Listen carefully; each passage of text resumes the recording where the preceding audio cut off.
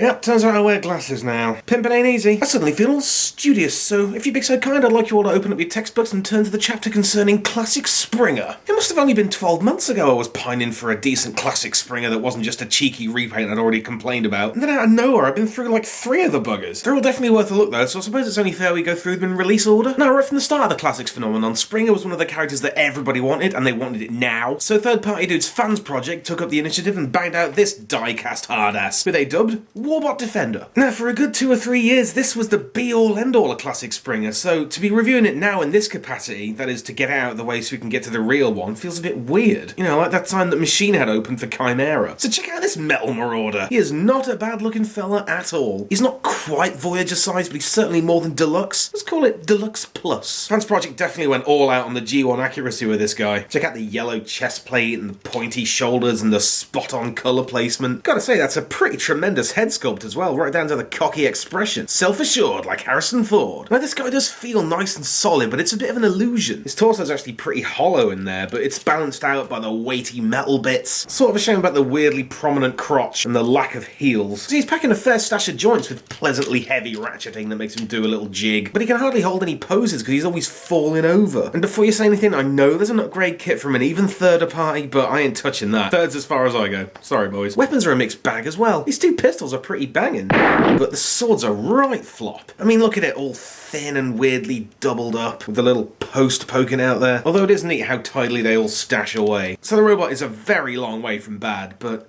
just doesn't feel very special, you know?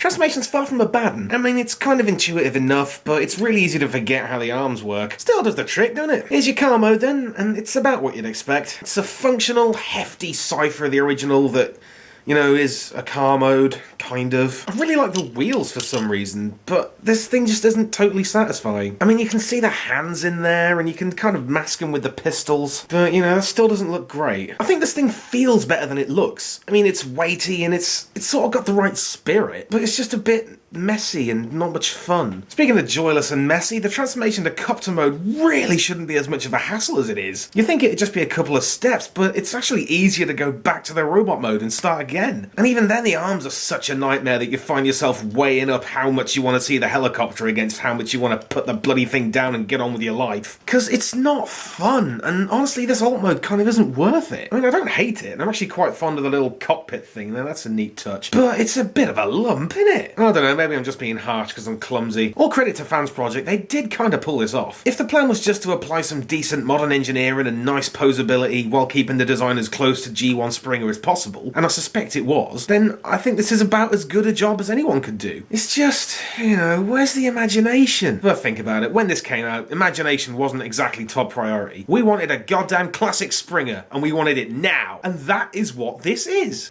Tell you what, it's a really nice day. Let's get out of here for a bit. It's alright, isn't it? So let's talk GDO. Last yearish then, there was a couple of generations waves that showed up in the Asian market, which made up entirely of sweet G1-ly repaints of already excellent figures, a plan with no drawbacks. There was like G2 Megatron from the Bludgeon mold, Wheelie from Jazz, Hotspot from Inferno. Seriously, some of the coolest repaints I've seen in years. I still don't know why we started calling them GDO though. Guys, generations. Do I have to do all the puns myself? This guy's a pretty good example. This is GDO Swerve. He's repainting a cup, clearly, but he's got like a new head and a tidy new paint job which instills him with a completely different personality. He's just a no-frills, straight-up solid Transformers figure which knows exactly what you want from it and delivers in spades. Ain't nothing wrong with that. If you want to know a bit more about this mold, you can check out my Sergeant Cup video, although it is awful. But the reason I bring up GDO is because it featured the first official Generation Springer figure, who I did have for a bit, but I ended up selling him because I'd gone from like 0 to 3 Springers in no time flat. You know what's a good one though? He was like a stunningly realised version of the character from the superb Tomahawk figure, with a new head and a sword and a frig ton of awesome. Tomahawk is definitely the best deluxe heliformer ever. He's the chopper bot we always needed, with like the Seeker chest and the perfect copter mode, and I tell you, it made such a great Springer. I guess take the design of this, cross it with the sensibilities of this, mix in some banging light pipes, and that's Springer, I guess. But my favourite thing about GDO, even more so than the execution and the superb abuse of existing molds was the strop that all of America had when Asia got it first. America, you know I love you, and I'm not hating, but you all look like Mardy children when that happened. It's not fair. I want a wheelie. Meanwhile in Europe we're all like, oh well, another wave we're not getting. This is like a weekly thing for us. You miss one wave and it's the worst thing that's ever happened to anyone. Why don't they get it? This is bullshit. And then you did get it. You kicked up such a stink that Hasbro actually gave it to you. Once again, no offense. Thanks for watching, but come on, that was so funny. Anyway, I'm gonna head back indoors before I get melanoma. Come on. So, having sold off my deluxe non-triple change and repaint Springer, I was all ready to settle down with my Warbot and skip over the official release and maybe check out the mold when it showed up as Sandstorm. But you wouldn't let me, would you? Seriously, I don't think I've ever had so many requests for a review. And holy crap, I can see why. Thrall, if you will, at the majesty of Generation Springer. This guy came out earlier in the year as part of the awkwardly titled Thrilling 30 subline, and you gotta believe this is some good stuff. Good stuff. This is a wonderfully refreshing take on the guy based on Nick Roach's design from Last Stand of the Wreckers. Remember when this came out and everyone flipped at how fresh and invigorating it was? That's exactly how this feels. Look at him, he's just so tall and up for it, and God, he's hot. So we're going to dive straight in with the head because it's worth it. Look at that, just hanging out, being perfect. Like piping? More like piping hot.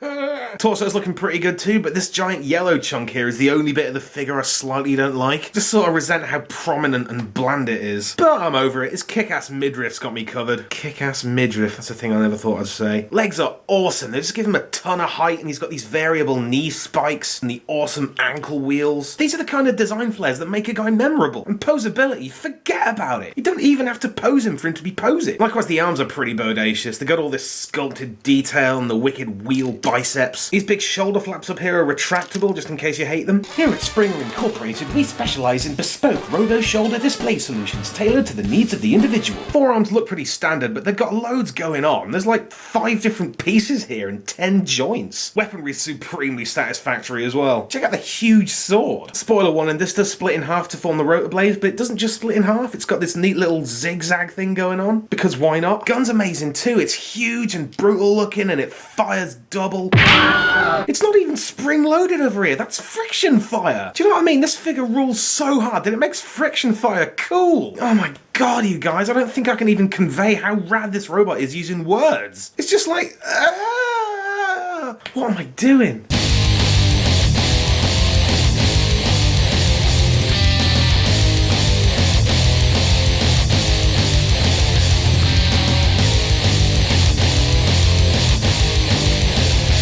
Transformation's a hoot as well. It can be tricky to get the whole windscreen to line up, but it's doable, and that's fine. Car mode, once again, is full of beans and ready to rock. It looks way hardcore with the hefty tyres and the giant yellow beak. This is one of those rare car modes that can totally pull off the forced battle mode with the gun plonked on top. It's just a wicked, low-down Mad Max duck-billed Badmobile, and I would motorboat that.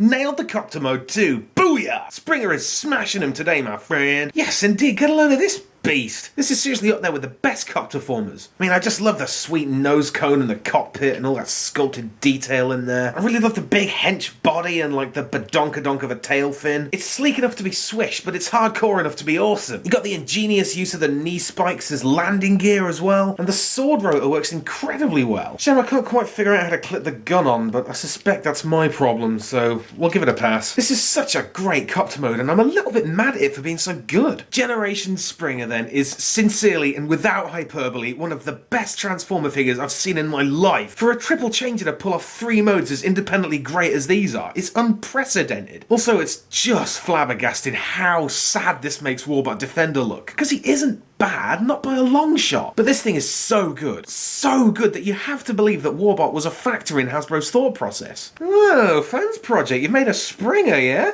Fetch me my tools. Guy Springer is so good. He's glorious. He's a masterpiece. It's pure toygasm, and you need one. If you're a Transformers fan, or you're into toys, or you're a human being alive on the planet Earth right now, then you owe it to yourself to get one of these. Just do it. I don't care what you have to do. Trust me. Just go. Oh, God, okay, I better wrap this up. Big thanks to Hawkbit13, Freddery, Malfunctioning Eddie, and to James on Facebook. Take care of yourselves and each other.